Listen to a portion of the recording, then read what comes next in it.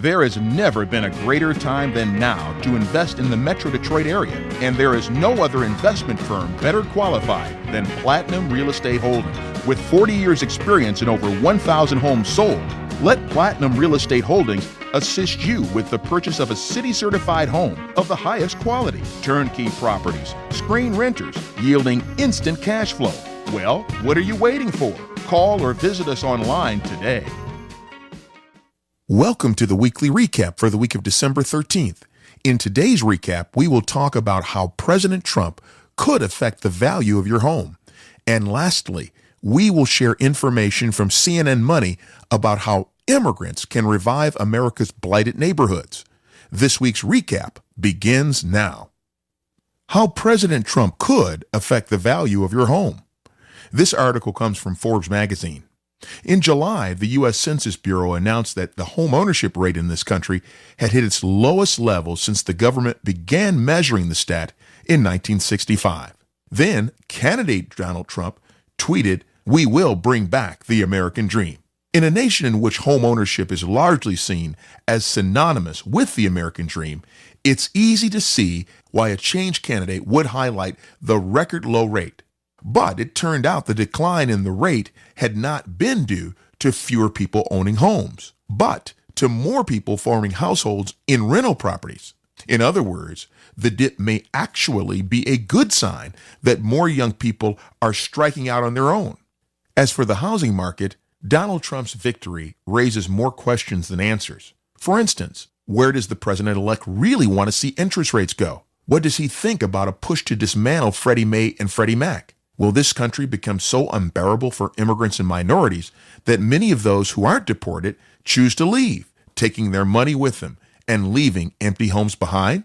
Seriously now, since Election Day, Trump has said his first priorities would be cutting taxes and spending on infrastructure. If we take him at his word, the short-term prospects for the housing market are not bad. The longer-term outlook is harder to discern. Let's talk demand.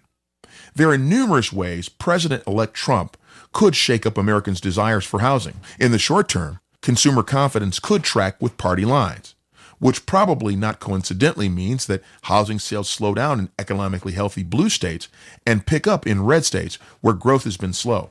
The net effect on U.S. consumer demand for homes would be unclear. Other Trump priorities could further complicate the picture long term.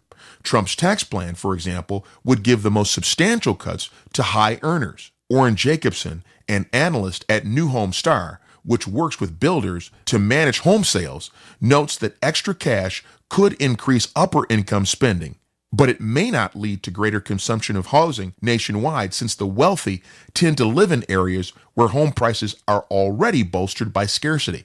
On another front, if the president-elect's $550 billion transportation and infrastructure plan creates jobs and boosts wages, it should lead to greater housing demand and prices. Meanwhile, Trump's controversial immigration stance could limit foreign investment in U.S. real estate, as well as the number of people who move here, limiting price growth and household formation. This could boost the home ownership rate. Now let's talk supply. A lack of inventory is widely considered the biggest current drag on the housing market. In an August speech at the National Association of Home Builders, Trump suggested he will encourage builders to build. He called the home building industry one of the most regulated in the country and estimated that 25% of the cost of a home is due to regulation. Trump would like to see it down to 2%. The reality, however, is that most regulations that impact building are on the local level, meaning President Trump will have little sway.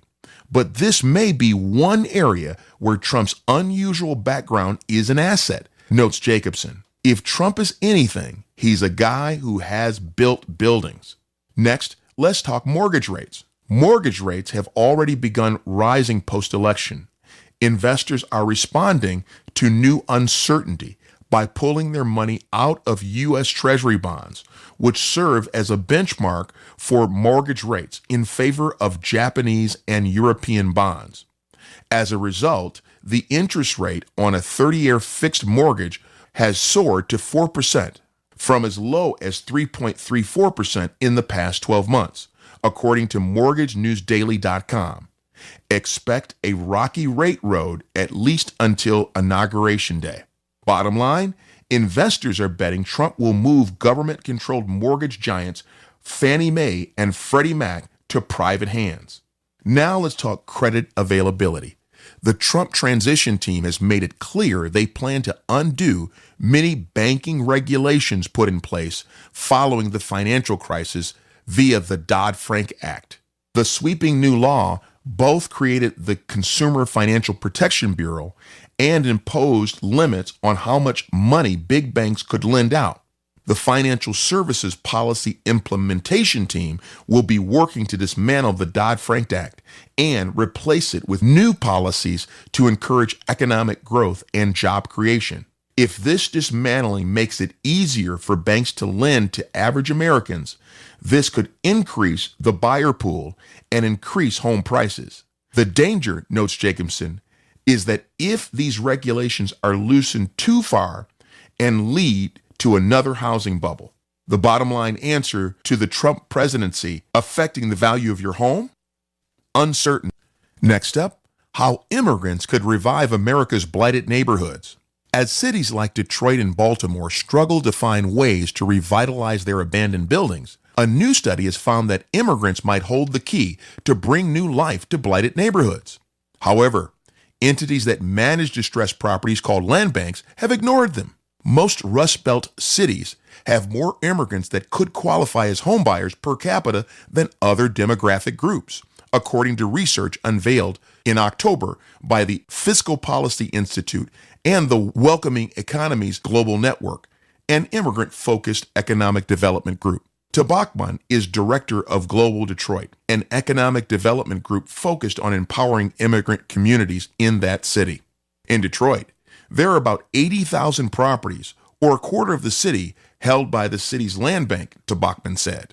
Researchers discovered that 209 out of 1,000 immigrant households could be eligible to buy a $50,000 home. That's better than U.S.-born white household and U.S.-born black households that could qualify to buy a home at that price. The research was used to create an online interactive tool to measure how many potential households currently living in each city could qualify for a distressed home ownership. The annual income needed to purchase a $50,000 distressed property in Detroit is $25,000 according to the tool. For the past year, Global Detroit has been facilitating the distressed home buying process for immigrants. They have now completed a dozen vacant home purchases in Detroit, and those have all been for less than $5,000, and a lot of these people have been fixing them up through their own sweat equity, Tabakman said. According to the Fiscal Policy Institute, between 1960 and 1980, 29 of 30 of the largest American cities had population declines. Since then, the population in more than half these cities has rebounded. There isn't a single great city that has rebounded in population growth without immigrants, Tabakman said. Immigrants who become homeowners bring in tax revenue, fix up abandoned homes, and encourage economic growth. For low-income households, having a down payment is the significant challenge. Plus, getting a mortgage for a distressed property is difficult for newcomers, often because they have problems with a lack of credit history or identification.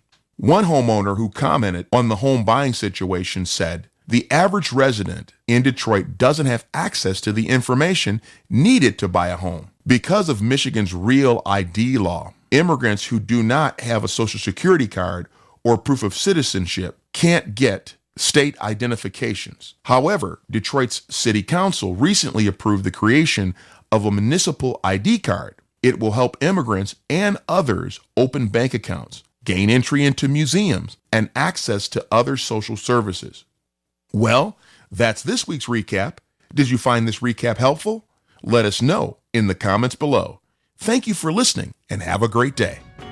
This has been your weekly real estate investment news recap. Did you find this recap helpful? Please like or comment below this video to enter to win a free copy of our ebook, The Ultimate Real Estate Guide for Residential Real Estate Investments. You can also subscribe to our channel or go to our website to receive the latest in real estate news. Our website also affords you the opportunity to view our latest turnkey properties.